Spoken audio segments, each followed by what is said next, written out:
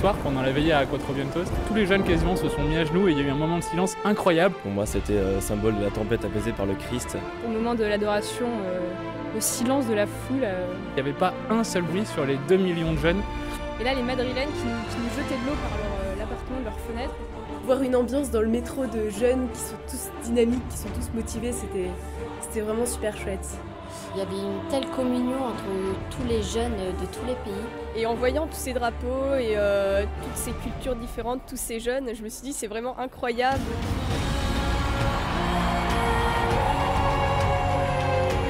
Ça m'a fait vraiment prendre conscience que si j'étais là aujourd'hui, réunie par le Christ avec tous ces jeunes, c'est parce qu'il y avait 2000 ans d'histoire de l'Église et que la foi, je l'avais reçue à travers tous ces témoins.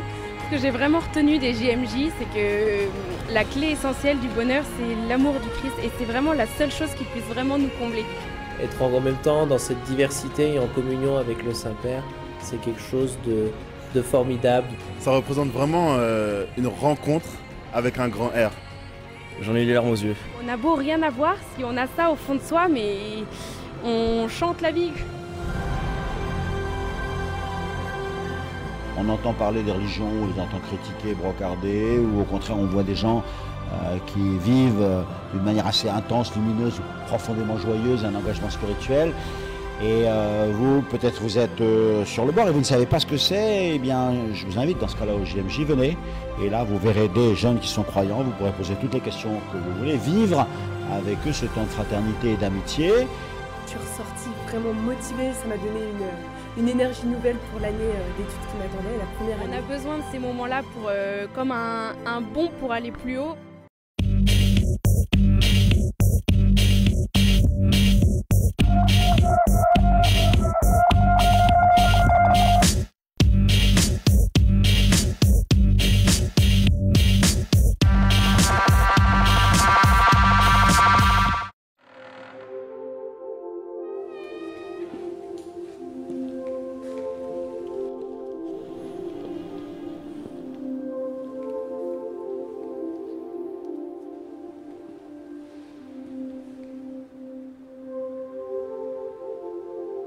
Quelle histoire!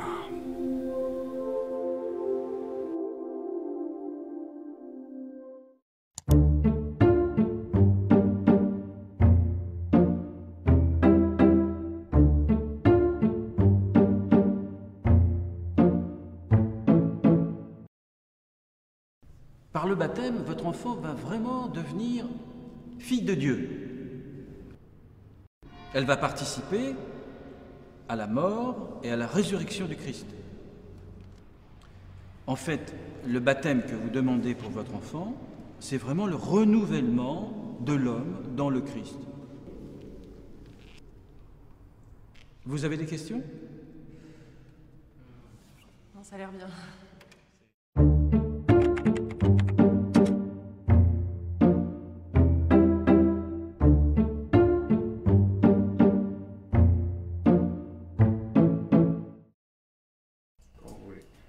Hé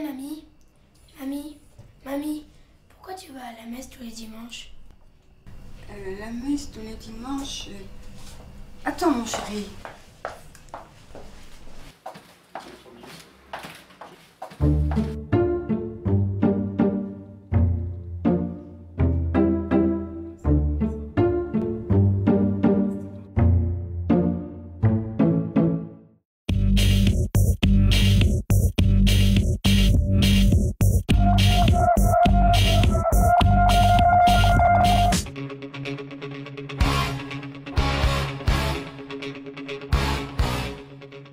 Je m'appelle Ludovic, j'ai 37 ans.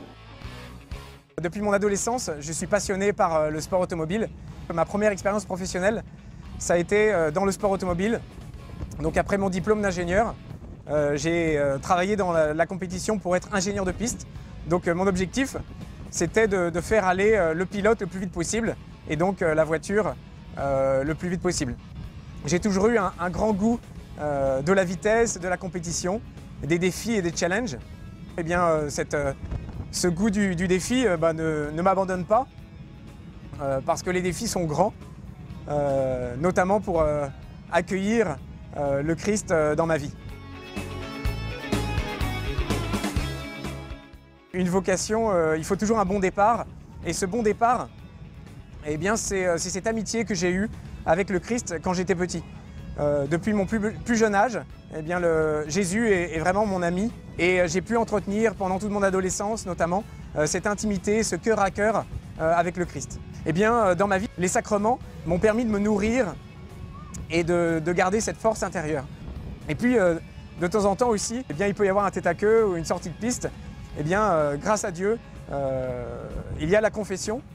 Et je dois dire que la confession m'a souvent relevé, m'a souvent aidé à repartir.